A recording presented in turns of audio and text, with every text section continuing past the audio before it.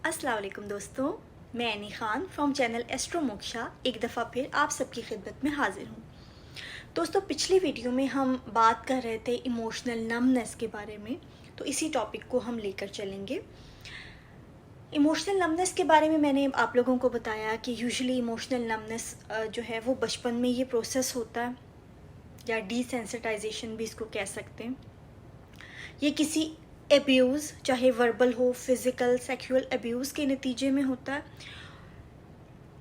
या ट्रॉमा के नतीजे में होता है। ट्रॉमा का रिस्पॉन्स होता है, एक सर्वाइवल टैक्टिक होता है।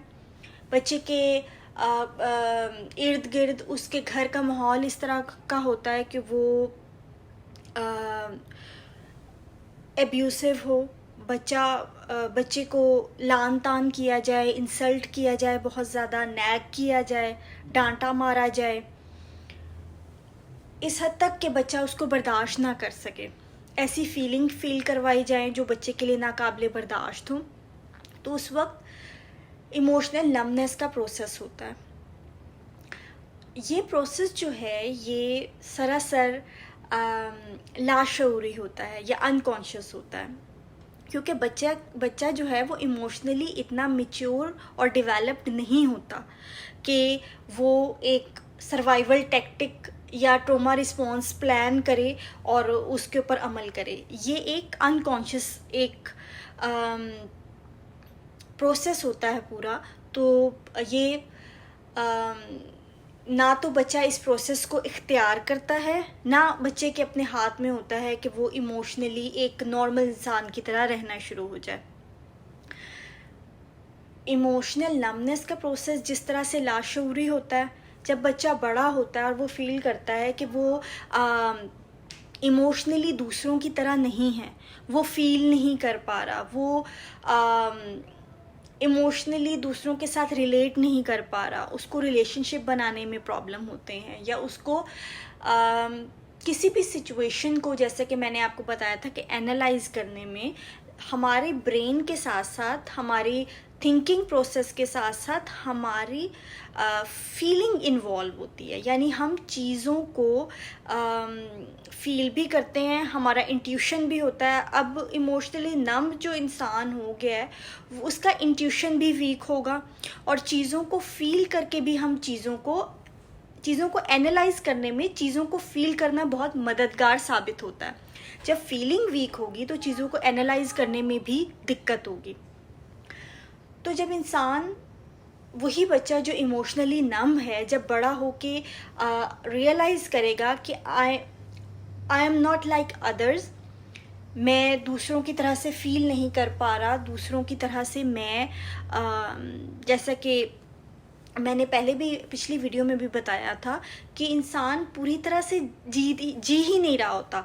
जो कि इमोशनली नम है, उसके लिए खुशी, एक्साइटमेंट, गम, कोई भी फीलिंग जो है वो पूरी तरह से वो फील नहीं कर पा रहा होता।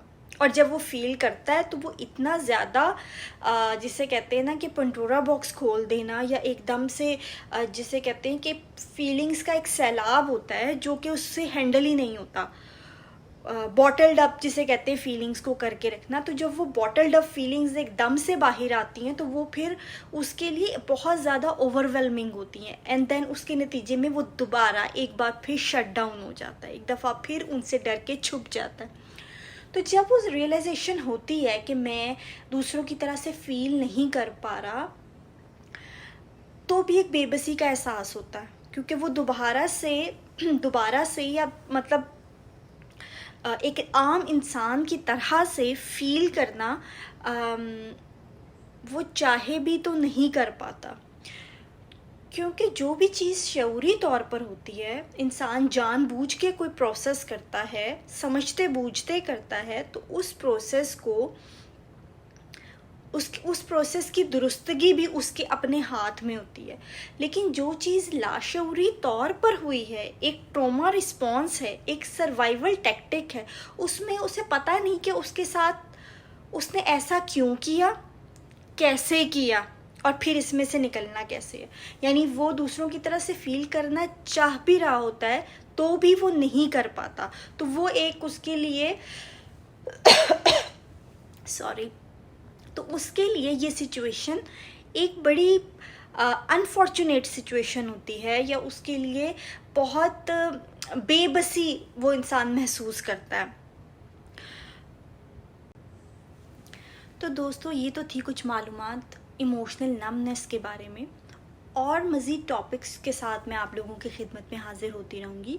और आप लोग चाहें तो कोई भी टॉपिक सजेस्ट कर सकते हैं कमेंट्स में, और इंशाल्लाह उन टॉपिक्स पे भी मैं बात करूँगी। अपना ख्याल रखिएगा।